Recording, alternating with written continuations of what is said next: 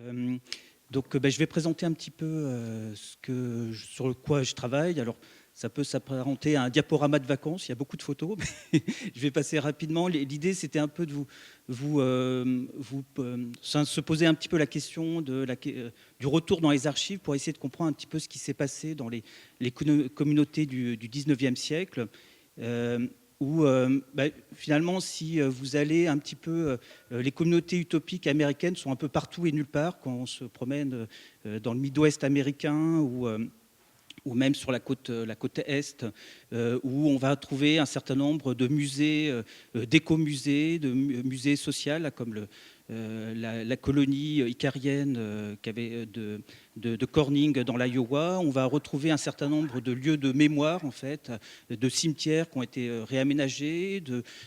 À droite, là, c'est par exemple la mémoire d'un des phalanstères qui avait été créé dans le Wisconsin par les mêmes gens, en fait, qui ont créé le Parti républicain juste à côté.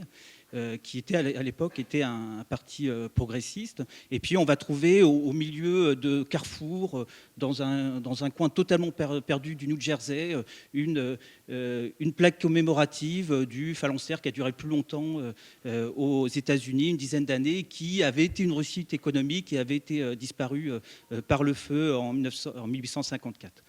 Alors, comment on se retrouve à s'intéresser un petit peu à ces questions-là? Je dirais c'est un petit peu le hasard. Donc, pour différentes raisons, je me suis retrouvé dans l'Iowa, accueilli par la Iowa State University, par Georgian Hart, qui est décédé il y a très peu de temps, et à qui je rends hommage ici. Et puis, par hasard, on se rend compte que MS, c'est pas très loin de Corning, et puis si on n'y va pas maintenant, on n'ira jamais.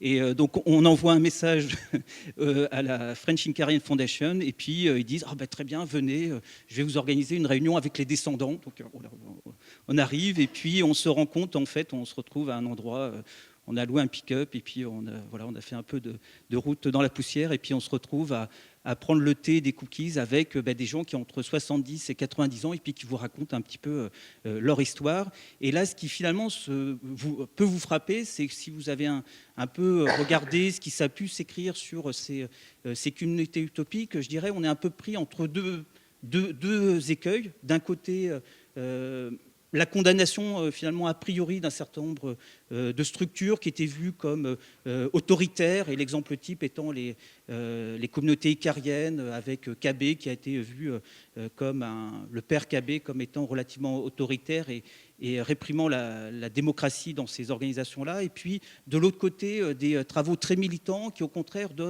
retracent en fait des parcours de militants qui étaient portés par une sorte de foi et qui n'avaient aucun doute. Et on se rend compte, quand on regarde un petit peu après les archives, qu'on regarde un petit peu ça, qu'on est vraiment sur qu'il y a des gens qui vivent un certain nombre de choses, qui ont des doutes, qui mettent les liens familiaux au-dessus des liens militants, qui vont s'interroger sur la poursuite de leur activité, qui vont passer d'une organisation à une autre. Et quelque part, il y a à se poser la question d'essayer de comprendre un petit peu ce qui s'est passé. Et c'était un peu le travail que j'essaie un peu de regarder, où c'est vrai qu'il y a une multiplicité des communautés américaines, et c'est ça aussi qui est problématique quand on s'y intéresse, qui se différencie par la place de la propriété privée, par la question du vote et de l'extension de la sphère démocratique, la place des formes de rémunération individuelle, soit votées, soit avec une part actionnariale ou pas, et puis la place de la religion. Et moi, je m'intéressais, alors c'est un projet qui devient tentaculaire, là, qui prend de plus en plus de place, où finalement, mon travail porte sur 4 types en particulier: les sociétés icariennes, donc fondées par Étienne Cabet, un certain nombre d'organisations fourriéristes qui sont intéressantes parce qu'elles ont un rapport, en fait, une complexité, en fait, des rapports entre l'individu et le collectif beaucoup plus importante que dans les autres. Les organisations qu'on va appeler séparatistes, alors c'est séparatiste au sens de séparation avec l'Église protestante allemande. Donc c'est un certain nombre d'émigrations d'Allemagne qui ont fondé des communautés aux États-Unis. Et puis l'exemple aussi de New Harmony version Owen. Voilà. Donc Bon, c'est un travail qui est en cours, et puis je vais revenir là-dessus. Voilà, j'ai fait 10 000 kilomètres aux États-Unis à peu près. Donc la question, pourquoi je m'intéresse à cette question-là, c'est il y a toujours un débat qui est récurrent sur les communautés utopiques qui sont forcément condamnées par avance. Est-ce que la disparition est un échec? Quelque chose qui m'avait un peu frappé, Eugène Bétanier, qui était celui qui a assuré la disparition de la dernière communauté icarienne, disait non. Non, ce n'est pas forcément un échec. Une organisation qui a duré une cinquantaine d'années, peut-on voir ça comme un échec? Les gens qui sont passés après ont occupé des postes de responsabilité dans le Parti socialiste américain, ont fondé des communautés, des coopératives, etc. Et quand on regarde un peu les travaux, notamment, qui ont été faits dans la poursuite là, des communal studies aux États-Unis, que ce soit par Wagner, Garneri, le grand historien américain, ou McCannan, les travaux mettent en évidence un certain nombre d'indicateurs là-dessus. C'est-à-dire, évidemment, il y a question, une organisation, c'est un succès si elle accomplit ses propres objectifs. Voilà. Et elle n'a pas vocation, elle peut disparaître dès lors qu'elle a réussi ses objectifs. Si elle a atteint une certaine perfection sociale, on peut la mesurer par la durée, la taille, la cohésion sociale. Et là, le lien qui m'intéressait, c'était en effet, on peut regarder l'influence qu'elle a sur la société. Les individus qui sont passés, ils ont aussi transformé leur environnement ailleurs, en fait. Ils ont transformé totalement l'agriculture dans l'Iowa et la Californie, qui étaient à l'époque relativement peu fertiles. Et le développement aussi des individus qui sont passés dans ces organisations et qui sont allés ailleurs. Et je vous renvoie par exemple à tous les livres qu'a pu écrire Amos Oz sur les kibbutzim israéliens. Quand on regarde ça, c'est vrai que les premiers travaux qu'a mené Karl Garneri et puis Okugawa dans les années 80 sont des travaux qui s'intéressent aux trajectoires individuelles, mais plutôt à un niveau agrégé. Alors, je vous renvoie à leurs travaux où ils sont intéressés justement à regarder les trajectoires d'organisation d'une avec l'autre, les autres, en montrant qu'il y avait une constellation fourriériste quelque part. Voilà, on part des premières expériences Utopia dans l'Ohio, on va aller à la Brook Farm dans la côte Est, on va aller après dans un autre phalanstère, etc. On va aussi avoir des choses comme ça sur les Icariens, on va avoir aussi des éléments là sur les communautés séparatistes. On va commencer dans une communauté en Pennsylvanie, puis après on va aller dans l'Indiana ou l'Ohio, par exemple. C'est vrai que ces travaux sont d'abord souvent, on dirait plutôt un peu macro. On s'intéresse plutôt aux disparitions et aux reconstructions d'organisations et moins véritablement aux trajectoires qu'il peut y avoir des individus. Alors, ce qui met quand même en évidence, c'est les liens forts qui existent entre un même courant, et puis aussi la forte porosité qui existe, contrairement à ce que, je dirais, du point de vue français, on pourrait avoir, où on a souvent opposé les Icariens aux fourriéristes, etc. Et en fait, quelque part, quand on regarde ce que disent les individus, il y a un peu un supermarché de l'utopie, quelque part. On passe de l'un à l'autre et puis on s'adapte. Et en fait, les formes fourriéristes empruntent beaucoup de choses aux formes icariennes. Et puis inversement, elles se mutualisent, elles se fécondent l'une l'autre. L'autre élément aussi qu'on met en évidence, c'est quelque part la sortie aussi de la communauté. C'est pas forcément une rupture avec la communauté. Il y en a deux grands types, quelque part. Je reprends ce qu'ont pu dire certains chercheurs sur les coopératives, le behaving, le fait que des personnes qui ont un rôle important, qui sont investies dans la communauté, vont recréer, parce qu'ils remettent en cause un certain nombre de règles qui peuvent exister, vont essayer de recréer de nouvelles structures collectives. Et puis au contraire, des individus, plutôt des trajectoires individuelles, vont dire il y a un certain nombre de projets individuels qui ne sont pas réalisables et je vais en sortir. Mais ça ne veut pas dire que je vais rompre avec la communauté. Alors c'est vrai que les sources sur lesquelles je m'appuie, et puis dans le temps je ne vais pas pouvoir te présenter, c'est vrai il y a un certain nombre de sources, les comptes rendus. Alors les comptes rendus se présentent un petit peu comme ça, et c'est vrai que, là vous ne voyez pas, mais par exemple, ce qui m'avait frappé pour la communauté icarienne, qui était la communauté communiste, comme par exemple, alors là vous ne voyez pas forcément bien, mais on va demander, il y a quelqu'un qui fait sa candidature auprès de la communauté, puis on va essayer de lui demander donc un des citoyens va aller lui demander est-ce qu'il a beaucoup d'argent, est-ce qu'il est en bonne santé, etc., etc. Voilà. Donc voilà, pour pouvoir éventuellement après l'admettre dans la communauté. Dans d'autres communautés, au contraire, on a des choses, c'est admis, refusé, et on a très peu d'informations. Et dans d'autres, enfin, ça se présente un petit peu comme ça, c'est-à-dire on ne sait pas quand ils rentrent et qui sortent, et puis on va plutôt noter leur temps de travail. Voilà. Ça, c'est pour notamment les phalanstères qui sont où une des unités de compte, c'est le travail. Et puis de l'autre côté aussi, une des sources, c'est la presse, notamment la presse icarienne. Les communautés se mettent beaucoup en avant, parlent beaucoup de ce qu'ils font, notamment parce qu'il y a de la concurrence entre elles-mêmes. Donc il va falloir, la presse icarienne de l'ancienne communauté va présenter ce qu'elle fait par rapport à l'autre, la jeune communauté qui a elle-même son organe de presse. Et puis vous avez un trésor aussi, c'est l'ensemble des lettres qui, elles, n'ont pas forcément vocation à être rendues publiques et vont montrer qu'en fait, justement, ces liens qui peuvent exister perdurent, même si quelqu'un a été mis au banc de la communauté, est à proximité. Là, c'est par exemple la fille donc de Alexis Marchand, le directeur, enfin le président de la communauté, écrit à son frère, surtout dis pas, mais je vais aller au bal chez cette personne-là. Voilà. Et puis on tombe aussi sur toutes les collections privées, les archives des fondations, les collections privées des différents chercheurs.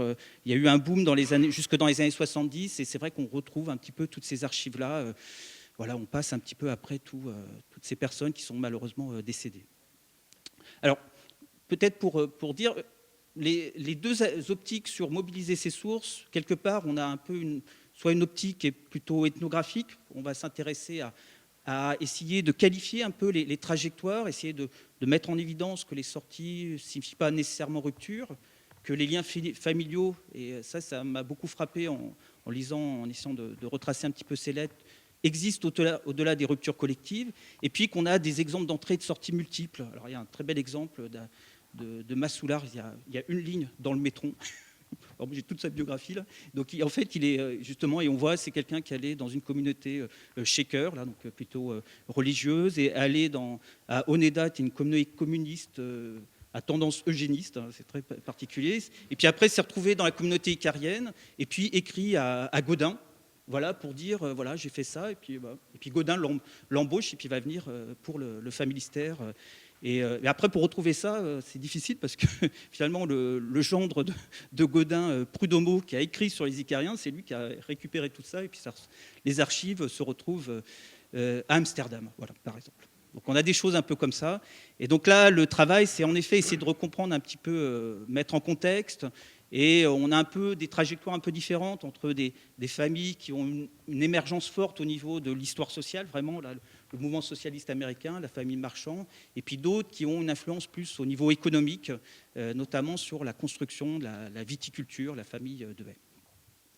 Et puis j'ai peut-être arrêté un petit peu là pour montrer aussi, bon, moi j'ai plutôt des approches quantitatives, et c'est ça qui m'intéressait en regardant un petit peu les données qu'il y avait dans ces organisations-là. Le recensement et les répertoires, c'est une pratique qui est courante. Voilà. Dans toutes ces organisations-là, on a beaucoup de choses qui existent. Mais après, transformer ça en données statistiques, c'est beaucoup plus complexe, parce qu'en fait, on a une liste à plat, et puis tout le travail du statisticien, c'est faire des analyses sur des BD, des bases de données qui sont relationnelles, qui mettent un certain nombre de caractéristiques en rapport avec des individus. Et on essaie de regarder des trajectoires, en fait. On essaie de reconstituer toute la chaîne des événements individuels, les dates d'entrée, les dates de sortie. On doit recoder a posteriori toute la complexité de la description. Hein, celui qui tient le recensement, il va décrire le lieu de naissance, et puis à certains moments, il ne sait pas, donc il va dire, bon, je ne sais pas. Alors, il faut que vous regardiez, vous, ça ne vous intéresse pas de l'endroit où il est né exactement. Si c'est une communauté allemande, ce qui vous intéresse, c'est est-ce qu'il est né en Allemagne ou est-ce qu'il est né dans la communauté, par exemple. Donc il faut essayer de retrouver l'information au-delà du recensement lui-même, pour lequel, justement, celui qui l'a tenu a dit que ce n'était pas une information qu'il avait, quoi. Essayer de la coder de manière raisonnable. d'incorporer toutes les informations de l'environnement et puis d'essayer de retrouver un peu les informations qui lient les individus aux autres. On se rend compte que justement dans les trajectoires individuelles, la question des relations familiales, du mariage était un élément important, même si on a des choses assez intéressantes quand on regarde de plus près. Et puis, donc, par exemple, c'est un travail que j'ai fait, que je suis en train de finaliser sur les communautés séparatistes, où on peut, justement, l'objectif, c'est vous avez 1700 individus, et vous retransformez ça en 34 000 observations. Parce que ce qui vous intéresse, c'est, voilà, j'ai presque fini, c'est qu'est-ce que faisait un individu à un moment donné dans le temps. Donc, voilà, juste pour vous donner, donc, voilà, les exemples d'analyse que j'ai fait. Alors, deux courbes, je passe très rapidement. Ce qui est intéressant dans ces communautés, c'est que vous avez deux types de sorties. Voilà, la sortie, vous allez ailleurs, et puis la sortie, les pieds devant, vous mourrez, donc pour les grandes communautés. Et j'ai essayé de regarder un petit peu qu'est-ce qui faisait le lien entre les deux. Alors, ce qui est très intéressant, c'est que quand on regarde ces communautés, alors c'est les communautés séparatistes, je pense que c'est un peu la même chose qui a dû se passer aussi dans les autres communautés socialistes. C'est vrai que plus vous avez une position importante dans la communauté, moins vous avez de probabilité de sortir. Il y a des stratégies qui existent à ce niveau-là. Il y a beaucoup d'influence des liens familiaux sur le type de sortie, c'est-à-dire qu'une personne sort de la communauté et les autres membres de sa famille vont avoir tendance à le suivre quelques temps ou quelques années après. Par contre, il n'y a pas de corrélation entre les trajectoires des parents et celles des enfants. Alors, il y a les deux types. Les parents restent dans la communauté, les enfants peuvent en partir, ou même l'inverse. On a vraiment quelque chose de très intéressant à regarder. Les personnes qui, elles, sont nées dans la communauté, ce sont elles qui ont une probabilité qui est beaucoup plus importante d'en sortir. Et là vraiment, c'est assez massif. Et ce qui fait que pour elles, même si le fait d'acquérir une responsabilité, alors que ça diminue la probabilité pour les individus qui ne sont pas nés dans la communauté, c'est l'inverse, en fait, pour elles. C'est-à-dire qu'elles ont tendance à se réaliser peut-être professionnellement, collectivement, individuellement dans la communauté, et puis elles vont avoir peut-être l'impression d'avoir quelque chose, un mur ici, et vont en sortir. L'importance aussi des effets externes qui existent, les opportunités aussi qui peuvent exister. Par exemple, dans l'Iowa, l'Ohio, on voit qu'au cours du temps, c'est des États qui s'industrialisent, qui se développent économiquement, et on a de temps en temps de plus en plus des sorties qui existent. Par contre, au niveau de la communauté, on a une espèce de relation qui n'est pas linéaire. Et ça, c'est intéressant, c'est-à-dire que si la communauté va mal, ou au contraire va très bien, c'est les moments où les gens en sortent le moins. C'est-à-dire, si elle va très mal, il y a au contraire un resserrement qui existe, et au contraire, si elles vont bien, il y a plein d'opportunités qui peuvent exister. Et c'est vraiment au moment entre les deux, voilà, que les individus ont tendance à se questionner sur ce qu'ils font. Voilà. Donc, voilà, juste pour conclure, voilà, c'est vrai qu'il y a le problème de retourner dans les archives, c'est la question de la préservation de la mémoire. C'est vraiment un travail d'enquête pour essayer de reconstituer toutes ces informations-là. Et vous en retrouvez à Amsterdam, en Californie, à Détroit, etc., un peu n'importe où. Et vous ne savez pas, a priori, souvent, quand c'est par exemple des documents en allemand ou en français, les gens sont incapables de vous dire ce qu'il y a. Donc je me retrouve à aller à Détroit et puis pour avoir quelque chose sur les Icariens. Et puis finalement, j'ai juste des recettes de bière. Donc je les ai mises à la suite si ça vous intéresse. Mais voilà. Donc on a un problème ici vraiment spécifique parce que quand ces communautés disparaissent, il y a une répartition en fait du patrimoine. Il n'y a pas un légataire et suivant ce que décide après la famille, ça se retrouve un petit peu n'importe où, quoi. Voilà. Merci.